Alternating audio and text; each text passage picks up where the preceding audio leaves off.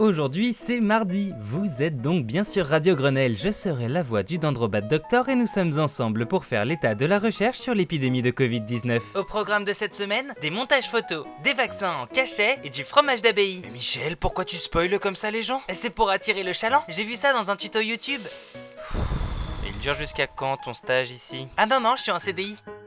Bienvenue à tous sur l'écho des labos. Fake de la semaine. Nombreux sont ceux qui ont vu ces derniers jours passer des tweets d'Éric Chabrière. Si vous ne les avez pas vus, ou mieux, vous ne savez pas de qui je parle, allez en paix mes amis. Ces tweets accusent une certaine Elisabeth Bick de fraude, De conflit d'intérêts et de chantage et tentative d'extorsion envers l'IHU de Marseille. Ah quand même. Mais alors c'est qui cette dame et qu'est-ce qu'elle a fait? Elisabeth Bick est docteur en microbiologie et une spécialiste de l'expertise d'images. Elle a fait beaucoup de choses de sa vie comme... Donner des conférences, C'est un chercheur, faire pousser des tulipes c'est une néerlandaise. et repérer les bidouillages et magouilles dans les figures et photographies des articles scientifiques. Et c'est là que le bas blesse. Bick est une experte. Elle est considérée comme l'une des personnalités scientifiques les plus influentes de cette année mouvementée sur le plan de la recherche. Je vous propose l'article du Monde en description. Et son travail a déjà permis le signalement de plus de 4000 publications suspectes. Mais en début de semaine, elle a publié un long thread sur Twitter présentant une douzaine d'images trafiquées issues de l'IHU de Marseille. Pour des articles allant de 1994 à 2020. Il y a le lien en description. Moi j'adore jouer au jeu des différences. J'aime bien. Sachant qu'elle avait déjà épinglé le premier article sur l'hydroxychloroquine de l'IHU dès sa sortie, elle était forcément gardée à l'œil par les équipes et à peine son thread publié, Que le festival commence. je vous épargnerai ici le rapport des insultes à son égard, du désormais familier harcèlement ainsi que les tweets de Chabrière Tout de même professeur. qui publie des photos de Bick peu flatteuses disant que Oh, au moins l'ivermectine ça rend beau et intelligent. Non, c'est pas une blague. Et je vous jure que j'aurais préféré. du coup, vous me direz, On comprend pourquoi ils l'accusent de fraude et de conflit d'intérêts. C'est comme avec tous ceux qui ne sont pas d'accord avec eux, mais pourquoi chantage et tentative d'extorsion? Ils ont tous cette voix les gens en dehors de l'internet? Non Michel, t'en fais pas. eh bien chantage et tentative d'extorsion parce que quand on lui a balancé le désormais traditionnel Oui, mais qui vous paye? Bick a répondu avec humour en leur donnant le lien de son Patreon. En vrai c'est super drôle et je vous mets le lien du tweet en description. Et ça suffit visiblement pour que l'IHU de Marseille fasse une copie à ses avocats pour tentative d'extorsion de fonds. Voilà. Et du coup, vu qu'on demande au Dendrobat Doctor qui la paye, Et que l'équipe répond généralement en donnant l'adresse du Tipeee. il va peut-être falloir qu'elle commence à se méfier. Et demander aux gens de s'abonner sur YouTube, c'est du chantage? Non Michel, tu peux y aller. Découverte de la semaine.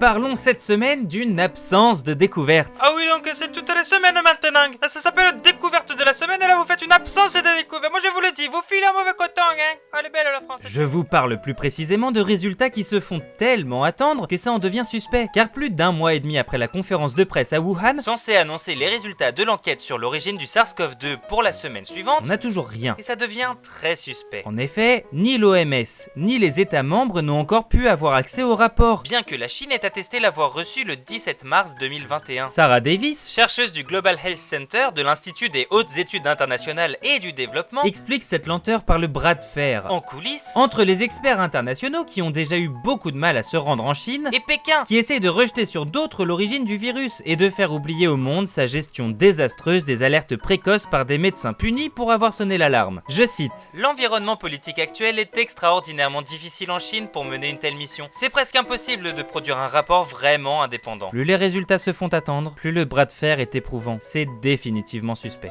Piste de la semaine. Vaccin oral. Face à la multiplication des variants, les laboratoires israéliens Oramed et Premas Biotech ont annoncé travailler sur une forme orale du vaccin. Un simple cachet qui permettrait une distribution dans les zones peu urbanisées et une administration simplifiée si le vaccin devait être renouvelé plus souvent que prévu à l'origine. Les essais cliniques sont attendus en juin. Impasse de la semaine. Politique sanitaire. Alors, on va être clair. Le Dendrobat Doctor ne fait pas de politique. Elle ne souhaite pas en faire et elle l'a en horreur. Elle n'a donc pas envie de détailler ici ici les diverses mesures et de dire ce qui était une bonne ou une mauvaise idée. Déjà parce qu'elle n'y connaît rien. Elle n'a pas fait assez d'études sur ce sujet pour avoir un avis éclairé, et quand elle ne peut pas avoir un avis éclairé, elle s'abstient d'avoir un avis tout court. Mais force est de constater que quelque chose n'a pas fonctionné, que là, il y a eu au moins un raté. À l'heure actuelle, En France, plus d'un malade est détecté toutes les 2 secondes. Plus d'une personne rentre à l'hôpital pour Covid sévère chaque minute. soit 5 depuis le début de ce podcast. Un patient entre aux soins intensifs toutes les 4 minutes. Et 1 à 2 en réanimation toutes les 6 minutes. En France, en moyenne, l'un de nous meurt du Covid toutes les 7 minutes. Depuis le début de l'épidémie, le nombre de victimes dans notre pays équivaut à avoir rasé Dunkerque de la carte. Selon les études sur le temps qu'il restait à vivre en moyenne à chaque patient décédé, on estime que plus d'1 million d'années de vie humaine ont ainsi été perdues. Et on n'a pas terminé. Mauvaise nouvelle de la semaine. Confinement. Plus on est de fous, plus on est de fous en fait.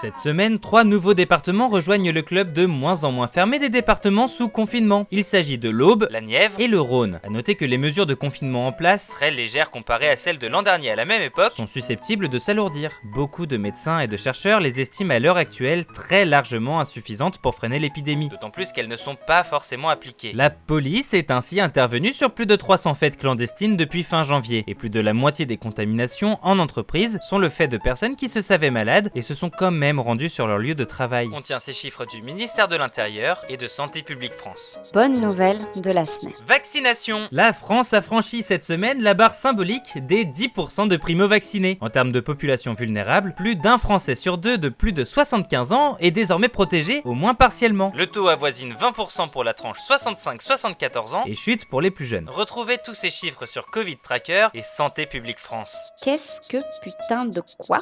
La fermeture des restaurants Encore prolongée suite aux nouvelles mesures. entraîne des conséquences cocasses, dirons-nous. Ainsi, L'abbaye de Cîteaux spécialisée dans les fromages artisanaux, ne parvient plus à écouler sa marchandise, faute de débouchés dans l'hôtellerie-restauration. domaine particulièrement sinistré par la crise. Du coup, ils avaient 2 tonnes de fromage à vendre jusqu'à hier. Ils avaient littéralement 2000 kg de fromage à vendre. Et c'est grâce à un site internet où ils vendent leur fromage que tout s'est bien passé. Je vous mets le lien en description. Un site internet? Oh, c'est plus que c'était la vie monastique! Ils ont réussi à tout vendre, mais gardez un œil sur le site. La situation pourrait bien se reproduire. Point méthode de la semaine. Le grand voyage autour de la science. 3.1. Vérifier la science. La revue par les pairs. Cette semaine, nous attaquons le 3e gros tronçon de notre grand voyage autour de la science. Mais enfin Michel, c'est quoi ce que t'as sur le dos? C'est mon Tipeee.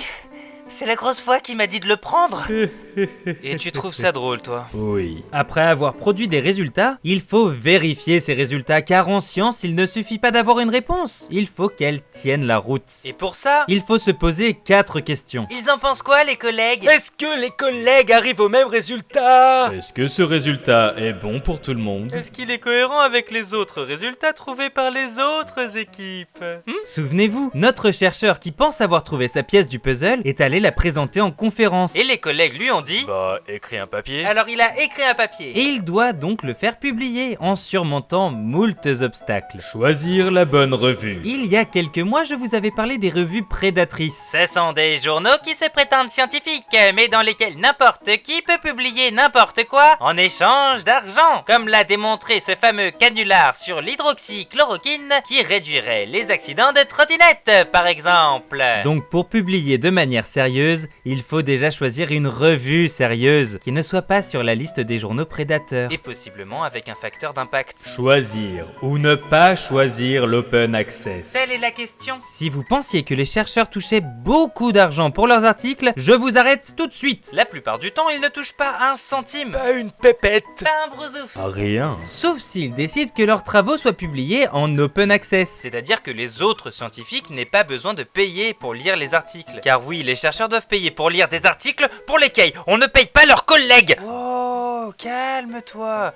On y reviendra peut-être une prochaine fois, tu crois pas? Au pire, je mets une vidéo de Dirty Biology en description qui en parle, ça te va? Oui, oui, oui. Bon. Auquel cas, ils doivent en plus payer le journal qui va publier leur travail. Si vous avez l'impression qu'on arnaque les scientifiques, vous avez une très bonne intuition. Se faire relire par les collègues. Toute revue sérieuse intègre la revue par les pairs. Le fait de soumettre un article à 2, 3, 4 spécialistes du domaine pour voir ce qu'ils pensent de la méthodologie, des résultats, des interprétations de l'article. À ce stade, l'article peut être accepté tel quel Ce qui est rarissime. ou renvoyé aux auteurs pour correction mineure, Des trucs pas clairs, des fautes de forme, des demandes de références supplémentaires, soit renvoyé pour correction majeure, des points contradictoires, des manques de données ou des problèmes de méthode. voire rejeté. Il n'est pas forcément mauvais, il peut être rejeté parce qu'il est hors sujet par rapport à la spécialité de la revue par exemple. Faire des corrections. Quand les collègues vous renvoient des corrections, Personne ne boude, ne râle ne s'insurge ou n'envoie des avocats. On admet. et on corrige. Ou alors on n'est pas d'accord et on argumente, puis on resoumet. Être publié. Si tout se passe bien, À ce moment-là, l'article est publié et notre chercheur a officiellement produit une étude publiée. et là, et seulement là, On peut commencer à dire oui, mais il y a une étude qui dit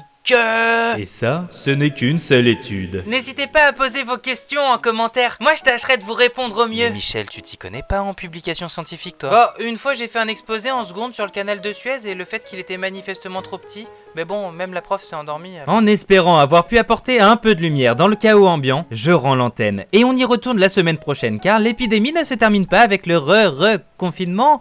Ou pas, ou peu importe comment on décide de le nommer, bref. En attendant, prenez soin de vous et des chercheurs qui bossent dur, et autant que possible, restez chez vous. Bisous. Bisous.